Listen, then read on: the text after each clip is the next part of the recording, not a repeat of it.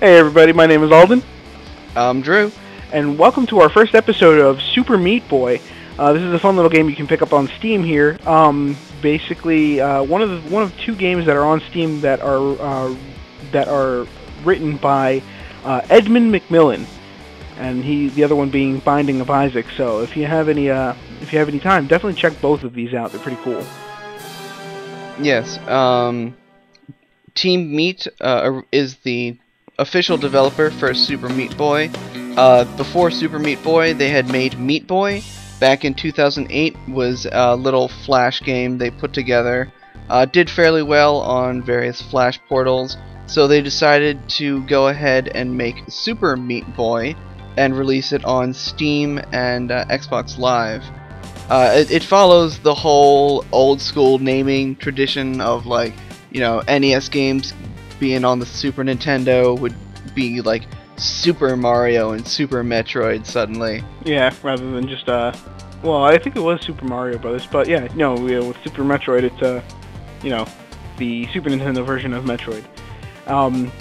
With the premise of this game is basically just a speed focused platformer in that you just gotta go throughout the level here as fast as you can, trying to get the best time that you can to get your cube of meat to the wad of bandages at the end.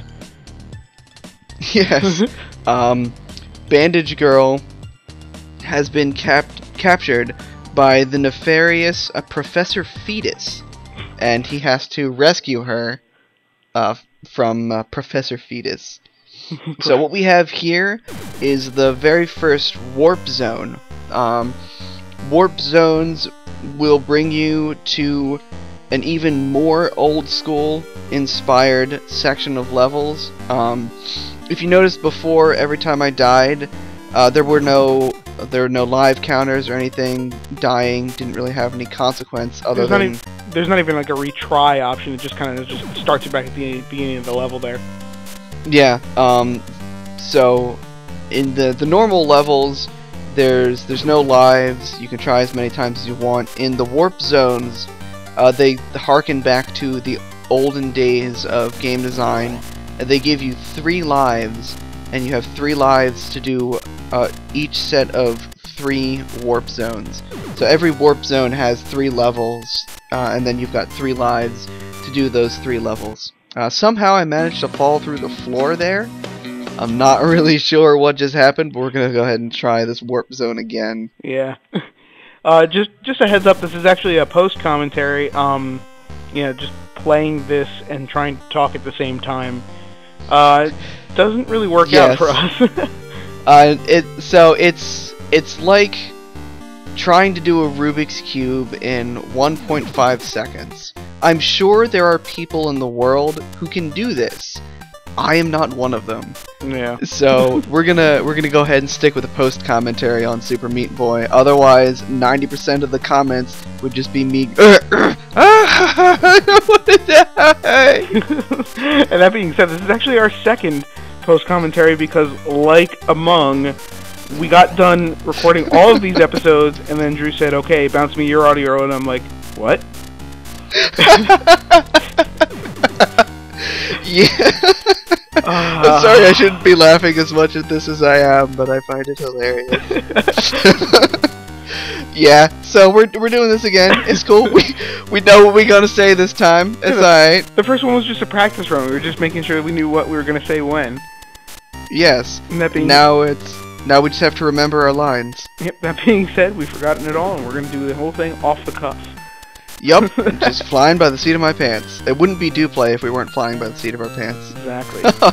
Oh, I deserved that one. Yeah, that actually is a good thing to touch on here. This again is gonna go right along with the games we've been playing so far, in that this is challenging but fair. I think we've said it in every single playthrough. I don't know that Captain America got the challenging but fair treatment. No. And to be perfectly honest, I don't think it deserves it. No, not at all. But okay, so apart from Captain America and the Avengers, this is the controls in this are just extremely tight. That being said, you're gonna notice that Drew has a bandage that he gets here that's on a platform that is exactly 1 block long.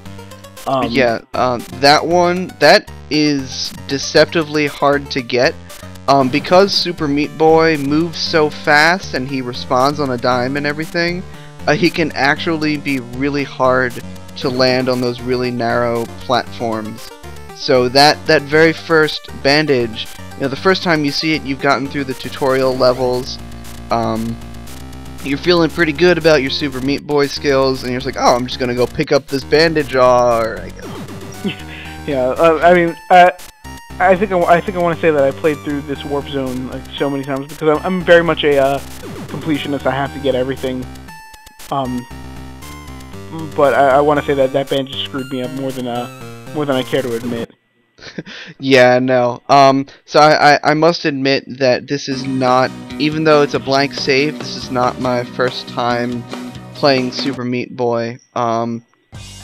Luckily or unluckily, depending on your point of view, my computer crashed, I guess it was about a year ago, and I lost all of my Steam saves and everything, and I did not have the heart to go back and play through Super Meat Boy again. But that means I've got a blank save for the Let's Plays, so out of everything has a silver lining, so to speak.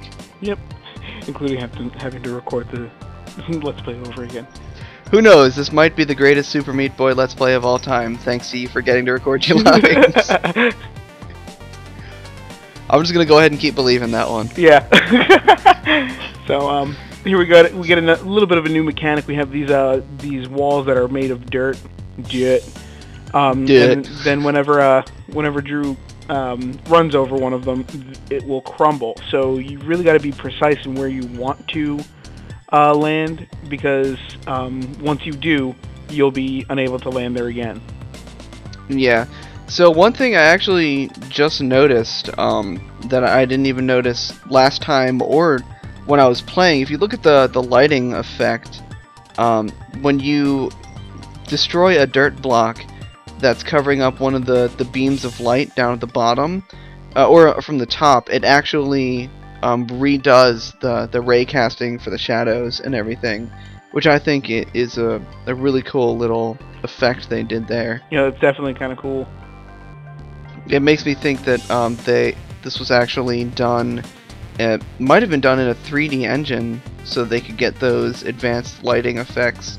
That's not to say that you couldn't program something in a 2D engine, but more than likely I would say this was done in XNA to go straight up to the Xbox Live marketplace, for better or worse, as Team Meat's perspective might have been on the matter. Yeah. There was yeah, sorry, go ahead. I was gonna say there was a bit of a controversy to what happened with the Xbox Live release of Super Meat Boy. I don't know if it ever got resolved. I think there was. I think there was something that did resolve it to Team Meat's satisfaction. I'm just not sure of the details. Yeah. So the whole controversy arose from the fact that Team Meat was not happy with the treatment that Super Meat Boy had been getting on the Xbox Live marketplace. They had never been in any of the Xbox Live featured sales after having been on the marketplace for a decent chunk of time. This game came out in 2010, and as of like September 2011, they had yet to be featured on an Xbox Live sale. So they were not happy about that, especially considering the fact that Team Meat had continuously contacted Microsoft about being on a featured sale, and they had just been continuously denied. And then, wouldn't you know, 2 months after that whole controversy goes wide on the internet, Microsoft puts Super Meat Boy up on sale. Yep. so conflict resolved, I guess. Yeah, really. They decided to just let bygones be bygones, and there were some harsh words said from Team Meat and everything, but in the end, they decided to just be political and do what was best for Super Meat Boy and the fans. Yeah, that's got to be big of them, I guess. You know. Yeah, despite your personal feelings, you can't really let that get in the way of the performance of your game and your treatment of the fans. Yeah.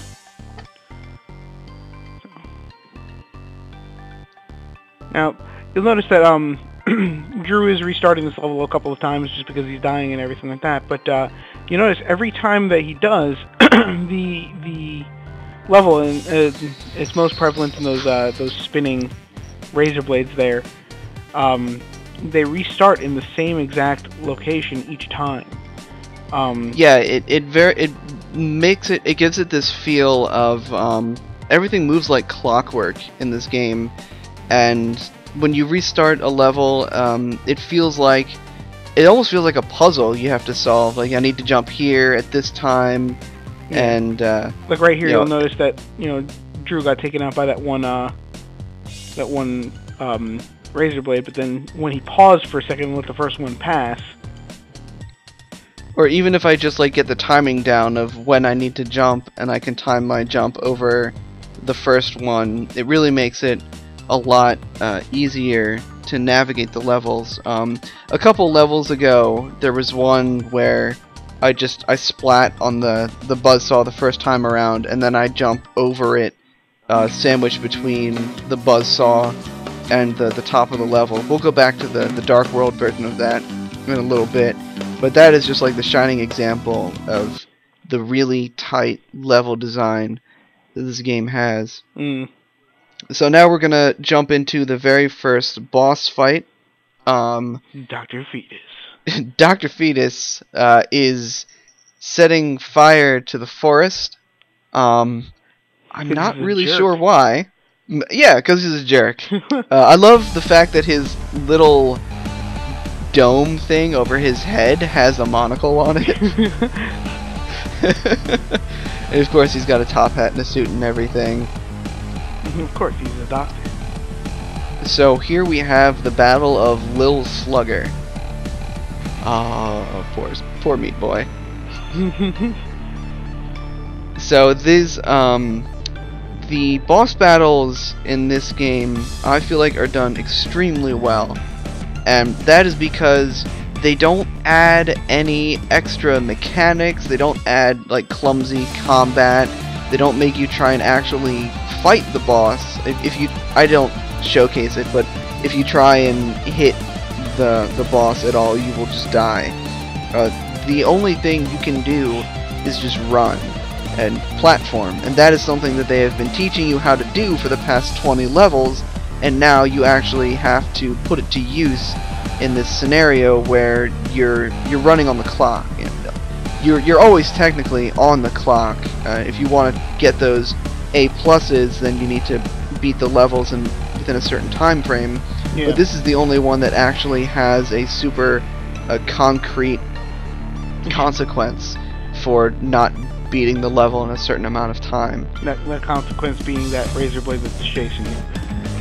Yes, the chainsaw on legs that is running after me. Oh. All those poor squirrels just running to their doom. Yeah. He just splats them all. And on that note, I think that's actually going to... we got about 2 minutes left here. Yeah, we got about a minute and a half left. But yeah, that does that for the first boss, and that'll end out World 1. We got every boss fight has an intro and an ending cutscene. So I love Meat Boy. He's just like, "What's up? Hey, dude." Oh no, you taking my girlfriend. Oh. And he somehow sprouts bat wings. Flies off to the distance. Meanwhile, Meat Boy is slowly being barbecued by this fire. Oh, barbecue.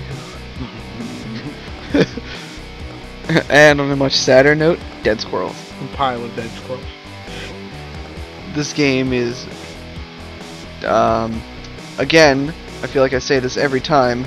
I swear, PETA, I'm not doing this on purpose. PETA don't. So here we've got our pile of dead squirrels and the single, lone, living squirrel. The lone survivor. It's okay, little guy. And as if you had thrown trash down his river, a single tear. A single tear rolls down his face. Yep. And on that note, we're gonna end it off there, guys. Catch you later. See ya. Shunk.